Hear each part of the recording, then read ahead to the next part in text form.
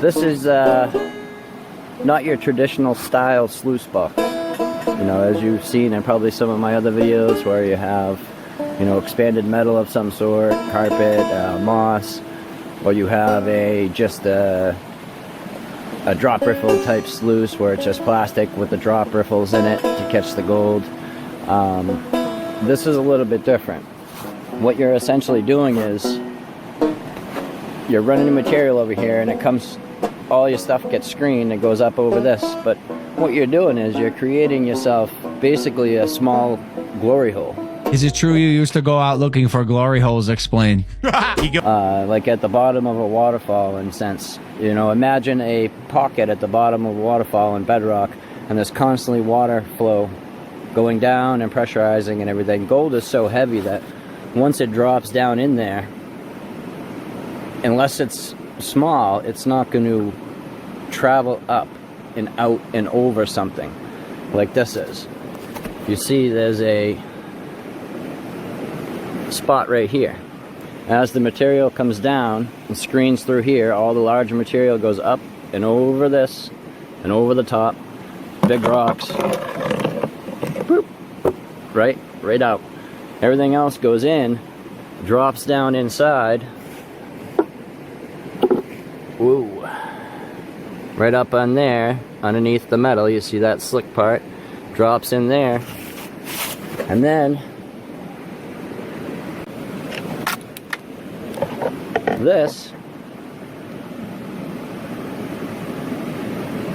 where the gold and the black sand and everything else is dropping into, these pipes have holes in the bottom of them. Okay? The way it's getting water through that is, I'll put that there for now, right here. Okay? So you're going to set this in the water, so you got water going over the top and a good amount of water flow going through here.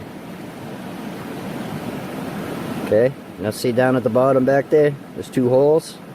As the water goes through there, it's going to go through these pipes. And then it's going to go and hit that wall in the back.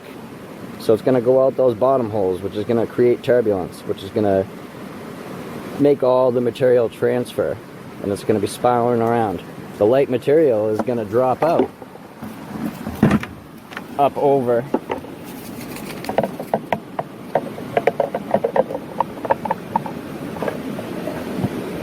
that little wall. Now, let's talk about how cool this one is. The cool part about this one is it's clear, for one, which you don't usually see, which is nice because you can see what's going on inside here. You can see how much it's filling up and when you really want to clean it out. This is his smaller model. I'm going to go over that in a little while, but another key part of this is a lot of other fluid bed sluices, which there's not really any on the market anymore. I think Grizzly's going out from what I heard. They're one of the last, but there was bazookas and there's recons, and we're gonna go over those too in a little while. But another cool part about this is for your cleanouts, usually you would have to pick this up, you can't see what's in there, and you gotta dump it around and swish it in a bucket, and everything has to come out of this. Okay, the cool part about this is it has this removable tray. So when you set your sluice box up, you don't have to take it in and out of the water. All you have to do is block the water pressure from coming through right there, which Joseph gave me a little blocker plate that blocks the water flow from going in there. So once you block the water flow, there's nothing going through. You can just pull this out, take it, dump it in your bucket, dump it in your pan, do whatever you want. Down in there where that tan spot is, the material's looking pretty good. The water pressure is going to push it right over the top of that, right up over that screen, and everything bigger than, I don't know, a ½ inch is going to go up and over. And down in there is your tailings. As you can see right through this thing. That's really cool.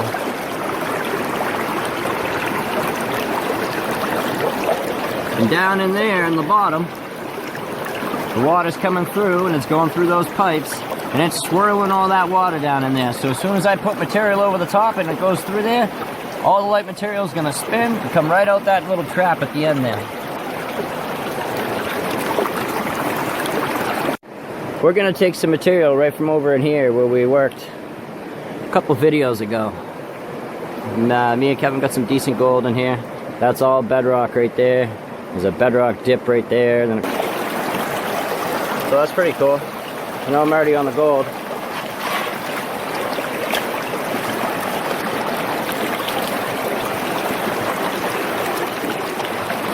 Some of the bigger rocks, you gotta give them a little push, but for the most part, dump a handful on. You can wash your big rocks real quick. Check them out, toss them off. Whatever ones get stuck right there, they're gonna get pushed off. Now as you're shoveling, you can just kind of wipe them with your shovel a little bit up the screen. Well, it happened. PD took over the sweatshirt. He's cold. Sorry, buddy. And there's a lot of black sand and a lot of clay. So I'm gonna try to do this with one hand. Hopefully I can do it and I have enough room. I was gonna drop the camera, so I had to put it down. But I got it out. Pretty much just dump it out. Grab some more water in it, swirl it around, dump it out. Good to go. What do you know? It's Joseph from Green Mountain Gold Traps. Petey, relax. Well, I guess you get to meet the guy that made these. What's up, buddy? What's up? Whew. What's going on, man? Look, how you doing? Not What's up, bad. everybody? First scoop, I had gold. Good job. Yeah. I'm just digging right back where me and Kevin were over here. Alright, well, it's just about the end of the day for me. Petey already gave up. He's back in the car because he was shaking. So we got another tray here. And we got that. I'm going to pan those out and I'll show you the gold I got. Okay, so I decided to do those in 2 different pans so I could see how the gold was throughout the hole. And that one wasn't too bad. There's a couple nice little chunky pieces in there.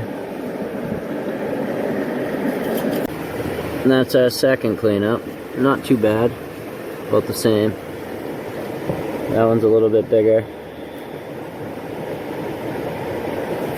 Grade A as far as moving material factor and catching gold and ease of use, for sure. That was what was in the And it's cool. tray. I got that and then the other one. I did them separate. I got both basically the same out of both. There's 3 buckets, 3 buckets. So, not bad. Cool. I'll see you back at camp.